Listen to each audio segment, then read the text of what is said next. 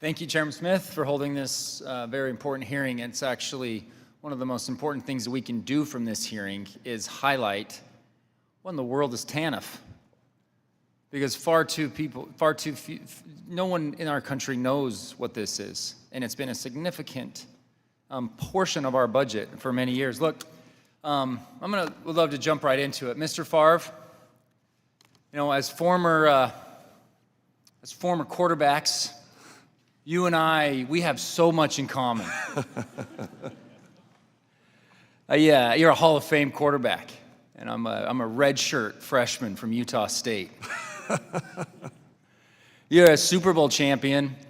I led a late fourth quarter comeback for the Snow College Badgers against Pima Community College back in circa 2001. These are all well documented. I'm sure you've heard of them.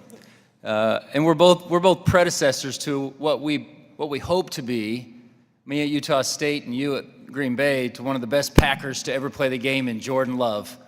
Obviously, you're everybody's favorite Packer, but we hope Jordan Love has an incredible trajectory going forward as he's played in my home state. But on a serious note, the other thing we have in common is that you and I want to make sure that TANF dollars are spent responsibly and that they're done for the purpose of what they're supposed to do. You talked to me before the hearing, and then you've mentioned it here. You have no idea what TANF was. This is my biggest frustration with anything that we deal with from our mandatory side of the budget. We have a mandatory budget, or otherwise known as direct side, and then a discretionary budget, or appropriations bills. And those bills get voted on every single year. And they're able to sustain a small 1 to 3 to sometimes 4% growth rate. But these other programs that they're intended to do the right thing, they're enacted, and then for decades we don't touch them. Is it any wonder that A, no one knows about them, and B, they have all of these wrongdoings? And we've talked a lot about the Mississippi situation that you didn't even know you were a part of. We got several other states that have all gone through major improper payment at a minimum. Fraud gets involved in all of this stuff. And it's no wonder, is because we, as members of Congress, are not able to vote on this stuff on an annual basis. And it's my biggest frustration. I don't want to make you regurgitate everything, but I do want to just highlight, and let me say, my heart goes out to you and your family for your diagnosis. It's catching some media that you've announced this morning. You've been diagnosed with Parkinson's. Heart goes out to you. I think you'll continue to be an inspiration to people in numerous walks of life, because you have been to our the sports world at first, and then just trying to do good. And you get caught up in stuff, but you're here, and you're trying to make awareness on something that needs to be. So outside of the awareness issue that you're providing today, and the general, you mentioned, there needs to be more accountability and more guardrails. Let me just throw out one more thing. We have a bill, I've introduced a bill.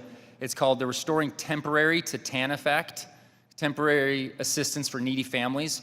We want to make it as temporary as possible. Mr. Underheil, you mentioned it. This is as the ranking member points out, this needs to be a bounce back. You need to be able to take advantage of this program and get yourself back up on your feet.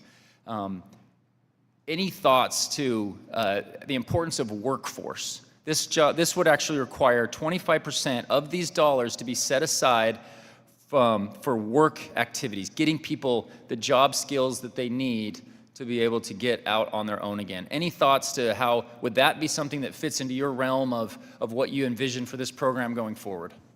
Yeah, and listening to everyone up here today, jobs seems to be the same theme, and I agree. There's nothing better than doing a job, whether it be at your own house or at a work, and feeling confident of the job that you've done, and it pays.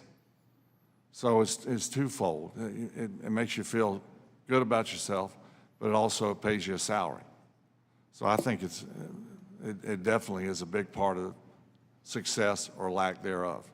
It's part of how we want to make this program a very productive program. We need a chance to roll up our sleeves and deal with this legislation and not just let it go on autopilot for years and years and years until more improper payments and other bad activity takes place.